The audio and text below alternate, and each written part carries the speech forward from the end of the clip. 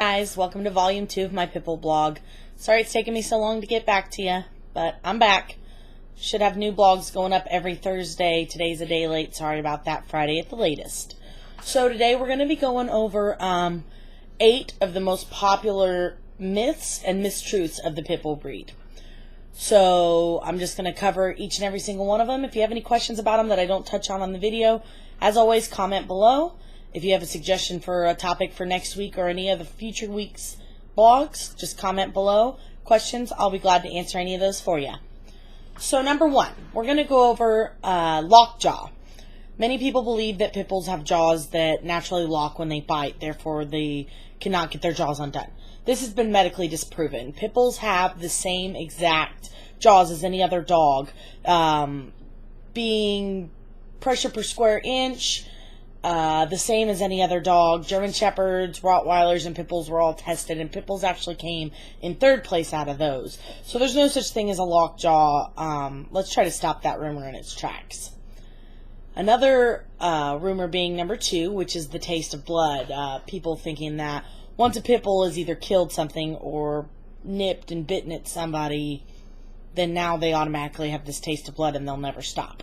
This is completely false. If this were true, dogs that have been used for hunting over the years would be given the same name. Dogs like Labradors, Retrievers, Spaniels, things like that. Dogs naturally have something called prey drive, which makes them want to chase things and kill things. Not all dogs have it, but some dogs do. A lot of dogs who have it, you can actually break the habit from. But once they've killed something, it does not mean that they're going to continue to kill. It does not mean it's going to make them human or other animal aggressive. Just to set the record straight on that.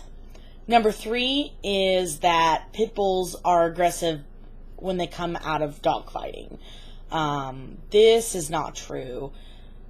As far as aggressive towards other animals, because of what they were trained to do, yes, this can be the case. But in my personal experience, working with dogs that have come out of fighting rings, they can be rehabilitated into homes that sometimes have other dogs and even other animals like cats, livestock, things like that. As far as human aggression, that is absolutely not the case.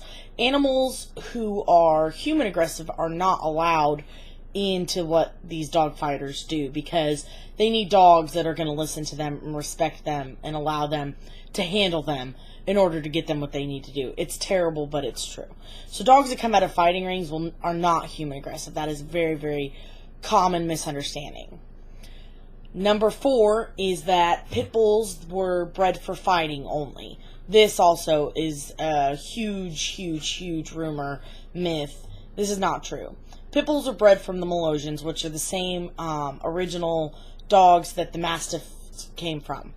When they were bred from the Molossians, they were used in warfare. They fought next to kings. They were used as the companions of kings and knights. And then after that, because of their strength, because of their dedication, they were mixed into the terrier blood and used for things like bull baiting and bear baiting, which is very similar to what you may know today as dog fighting. And when those things became illegal, that's when people started using them mainly for dog fighting, for the purposes of gambling. A lot of the dogs, once they were done dogfighting, were taken away from the ring and given to families because they made such great family pets even after being a part of the dogfighting. This is one of the ways that the pit bulls got their name, the nanny dog.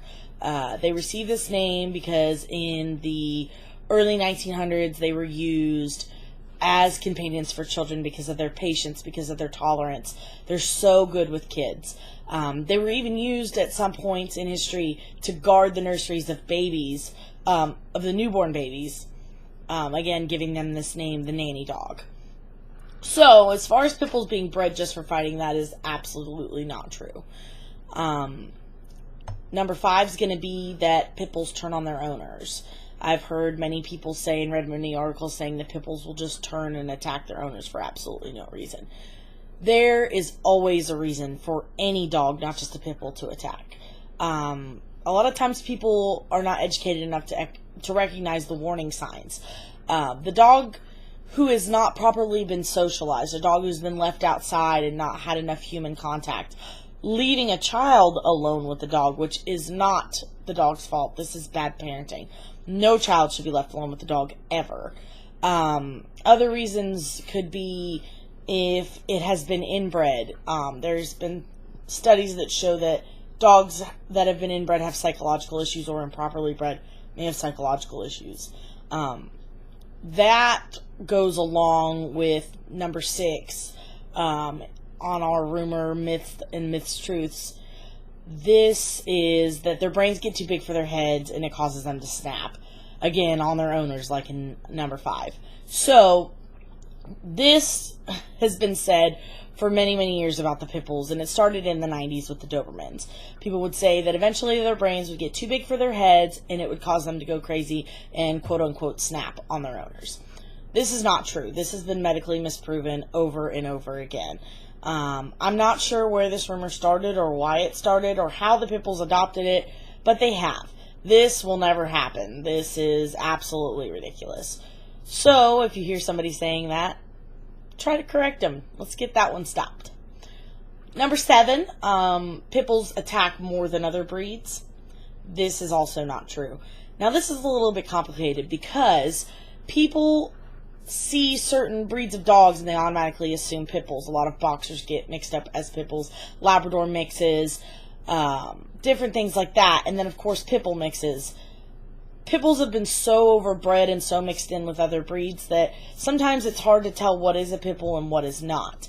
With the media these days, if somebody reports a child being attacked or somebody being bitten by a dog and they say it's a pit bull, the news automatically reports that. Very rarely do they retract the story when they find out that it actually wasn't a pit bull or if it was another mix of dog. So you see a lot of this happening on the news, and I personally worked with animal attack detectives down in Orlando, Florida in the early 2000s who were running into this all the time, families reporting pit bull attacks.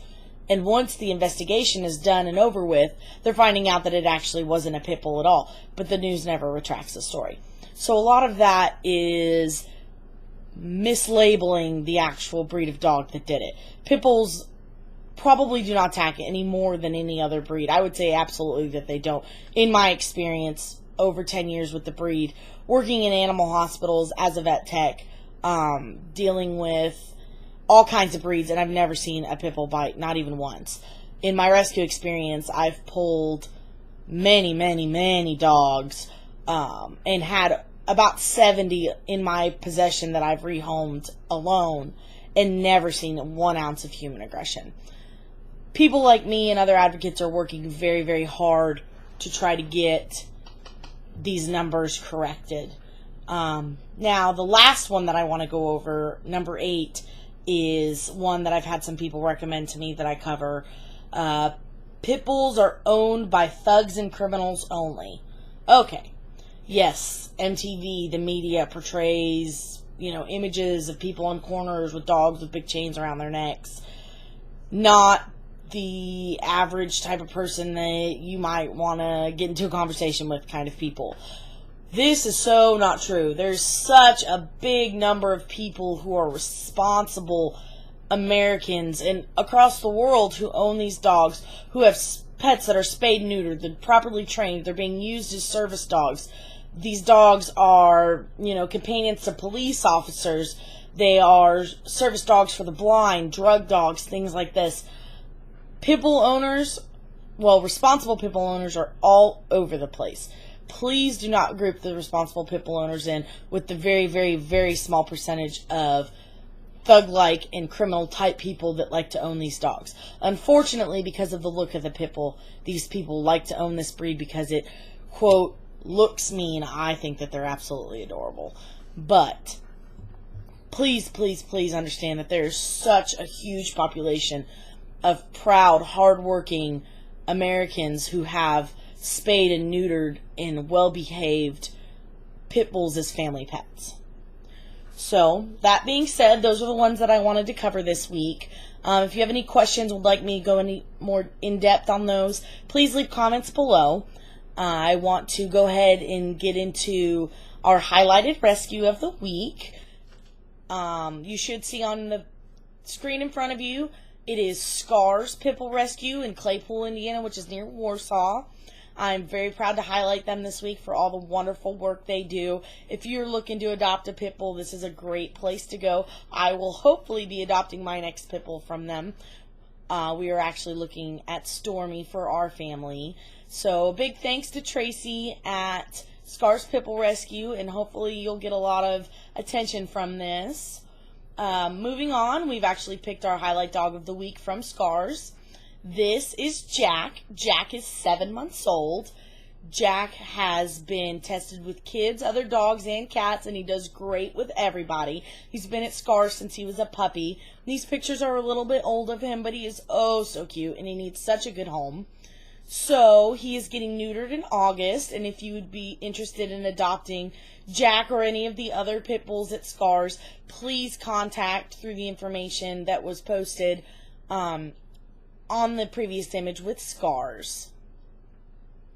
So, that all being said, I'd like to thank you for tuning in to Volume 2. Once again, we should be having a volume every week. I'm looking for topics for next week, so if you have an idea for a topic, comment below.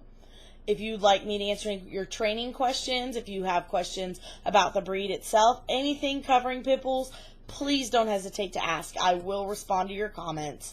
If I work with you on Facebook, and this is your first blog that you're viewing, please view my first blog, which was on bad breeding and overbreeding of pit bulls, and we'll see you guys next week.